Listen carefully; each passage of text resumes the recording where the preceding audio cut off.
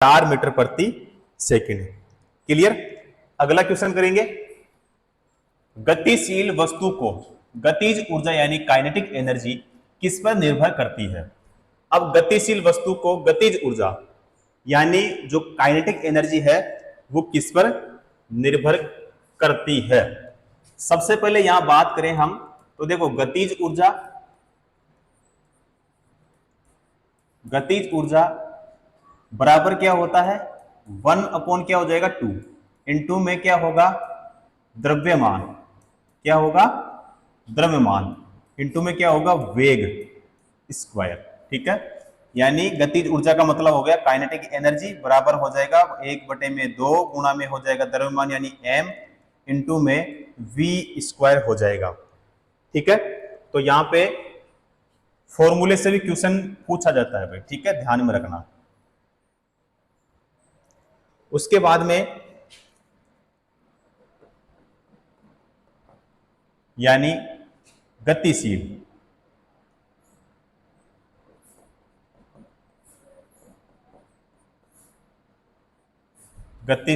वस्तु को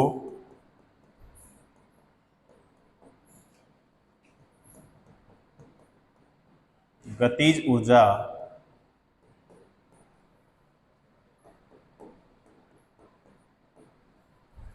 वस्तु के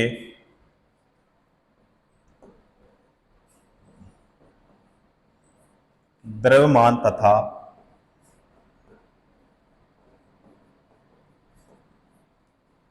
उसके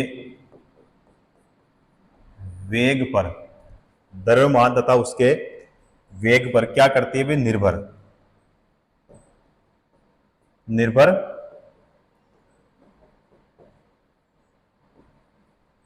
करती है। ठीक है, उसके बाद में गतिज ऊर्जा हम किसे कहते हैं। गतिज ऊर्जा का मतलब होता है यानी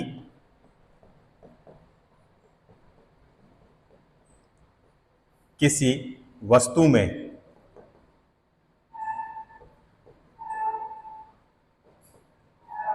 इसकी गतिमान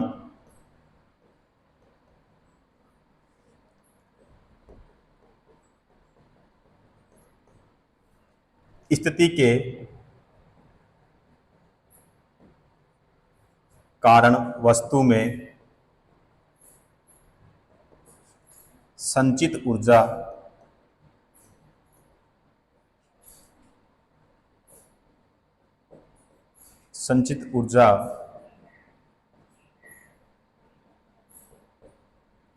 वस्तु की गतिज ऊर्जा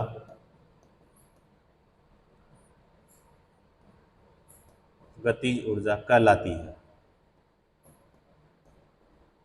गतिज ऊर्जा कहलाती है। ठीक है, चलो अगला क्वेश्चन करेंगे। एक संपीड़ित स्प्रिंग में ऊर्जा होती है। एक संपीड़ित स्प्रिंग में ऊर्जा होती है। कौन सी ऊर्जा होती है, तो आपको बताना है स्थितिज ऊर्जा।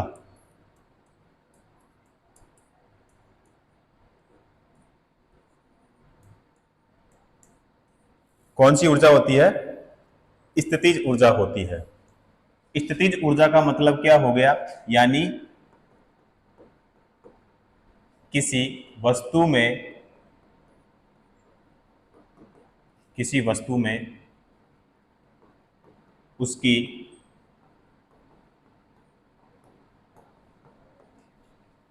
स्थिति के कारण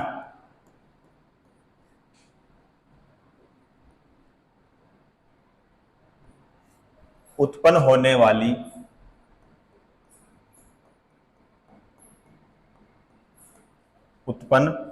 वाली ऊर्जा को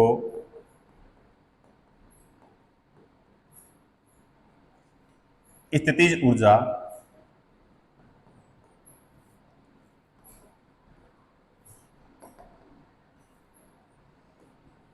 कहते हैं। ठीक है, स्थितिज ऊर्जा के एग्जाम्पल के बारे में देखें तो जैसे जो बांध होता है, बांध से संरक्षित, बांध से संरक्षित जल में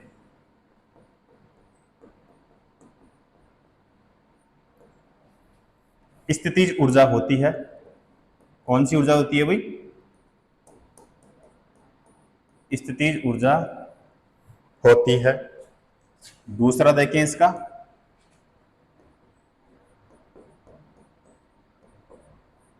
खींची गई कमान में भी कौन सी ऊर्जा होती है?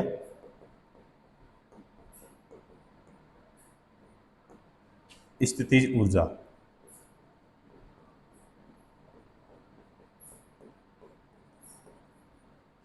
कौन सी ऊर्जा होती है भाई? स्थितिज ऊर्जा होती है। उसके बाद में अगला देखें तो जैसे तनी हुई स्प्रिंग या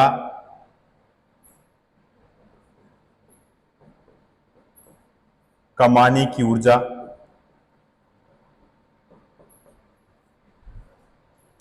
ठीक है, या ऊपर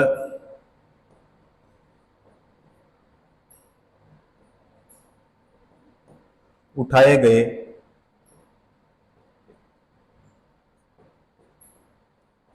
हथौड़े के पास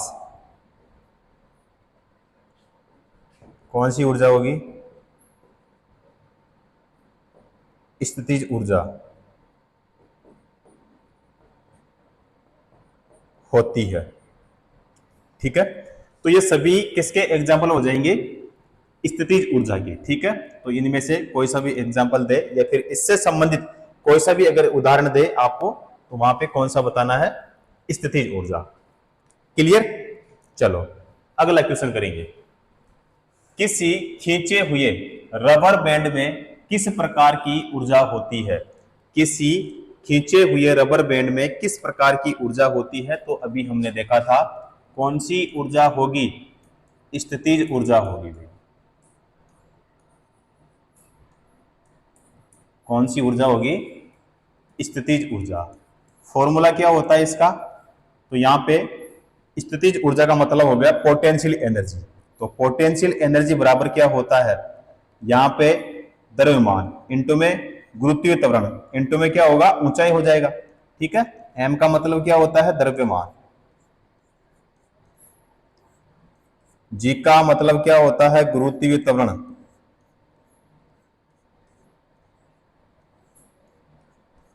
गुरुत्वीय त्वरण। और एच का मतलब क्या होता है? ऊंचाई। क्या होता है? ऊंचाई होता है। ठीक है, चलो अगला क्वेश्चन। गिरते हुए नारियल में कौन सी ऊर्जा होती है? गिरते हुए नारियल में कौन सी ऊर्जा होती है? तो बताइए, स्थितिज ऊर्जा होगी या फिर गतिज ऊर्जा? तो यहां पे हो जाएगा, देखो गिरते हुए नारियल, तो इसका मतलब ये हो जाएगा जो ऊर्जा होगी वो कौन सी होगी? गतिज ऊर्जा हो जाएगी। कौन सी होगी? गतिज ऊर्जा। ठीक है, चलो जी अगला क्वेश्चन करते हैं। 30 मीटर प्रति सेकंड की गति से चलने वाले 2 केजी द्रव्यमान के बॉल की गतिज ऊर्जा ज्ञात करें। यहां पे 30 मीटर प्रति सेकंड, ठीक है, गति से चलने वाले 2 केजी द्रव्यमान के बॉल की गतिज ऊर्जा इसमें क्या करनी है? ज्ञात करनी है। अब इसमें जो द्रव्यमान है, द्रव्यमान का मतलब मास यानी एम हो गया। द्रव्यमान कितना है बताइए? तो इसमें है 2 केजी। कितना केजी है? 2 केजी। उसके बाद में यहां पे जो वेग है, वेग यानी v कितना दिया है? 30। मीटर प्रति क्या दिया इसमें, सेकंड दिया है। अब यहाँ पे जो फॉर्मूला होगा देखो, यहाँ पे गतिज ऊर्जा क्या होगी, यानी ज्ञात करनी है, यानी काइनेटिक एनर्जी हमें क्या करनी है, ज्ञात करनी है। फॉर्मूला क्या होता है इसका, तो गतिज ऊर्जा बराबर क्या होता है, 1 अपॉन क्या हो जाएगा 2 इंटू में m इंटू में क्या हो जाएगा v स्क्वायर हो जाएगा। अब यहाँ पे जो काइनेटिक एनर्जी बराबर 1 अपॉन हो जाएगा 2 इंटू में m का मान यहाँ पे बताओ कितना है, m का मान है यहाँ पे 2, उसके बाद में v का मान कितना है 30, लेकिन स्क्वायर है तो 30 इंटू में क्या हो जाएगा 30 हो जाएगा। ठीक है, तो यहाँ पे कितना हो जाएगा 900 और 2 यहाँ पे कितना हो जाएगा 1800। तो यहाँ पे काइनेटिक एनर्जी बराबर कितना हो जाएगा, तो यहाँ पे 1/2, तो इसमें इसका मतलब हो जाएगा 900, कितना हो जाएगा 900 जूल हो जाएगा। ठीक है, क्योंकि गतिज ऊर्जा है, गतिज ऊर्जा का मात्रक क्या होता है, जूल ही होता है। ठीक है, क्या होता है, जूल होता है। तो कितना जूल, 900 जूल। ठीक है, चलो जी अगला क्वेश्चन, कार्य करने की दर क्या कहलाती है, कार्य करने की जो दर होती है क्या कहलाती है बताओ, शक्ति। क्या कहलाती है, शक्ति। अब शक्ति का फॉर्मूला क्या होता है, सबसे पहले देखें यहाँ पे, तो शक्ति बराबर होता है, अगर मात्रक भी पूछे, क्योंकि मात्रक पूछा जाता है, तो क्या होता है, शक्ति बराबर होता है कार्य बटा होता है समय, कार्य बटा क्या होता है समय। शक्ति का मतलब P हो गया, P बराबर कार्य का मतलब वर्क यानी W हो गया, समय का मतलब टाइम यानी T हो गया। ठीक है, तो P बराबर W बटा T। यहाँ पे देखें तो कार्य का मात्रक तो क्या होगा, कार्य का मात्रक हो जाएगा जूल। ठीक है, और समय का क्या होगा, समय का हो जाएगा सेकंड। क्या हो जाएगा, सेकंड हो जाएगा।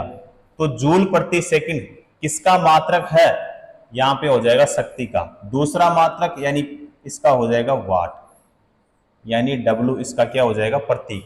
जूल का प्रतीक जो होता है क्या होता है भाई, जे होता है, और जो सेकंड है इसका प्रतीक क्या होता है, एस होता है, जूल प्रति सेकंड। इसको और हम कैसे लिख सकते हैं, जूल प्रति सेकंड, इसको हम ऐसे भी लिख सकते हैं।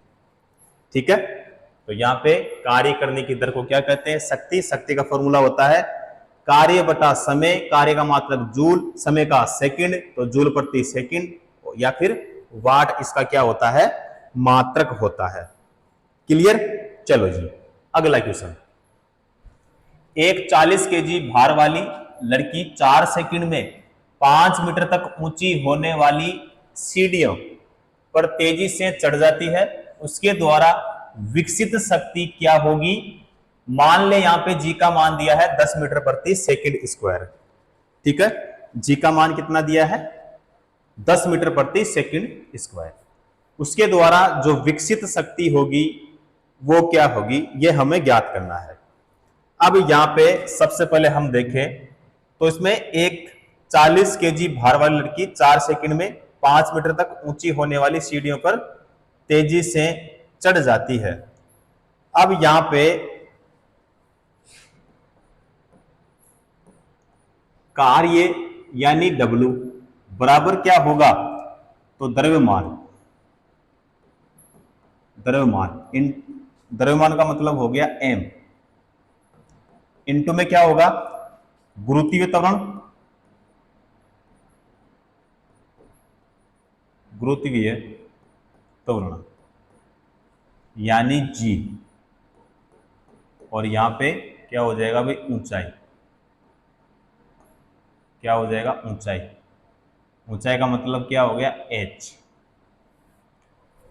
ठीक है, यानी W बराबर क्या हो जाएगा, m इंटू में g इंटू में क्या हो जाएगा, h हो जाएगा।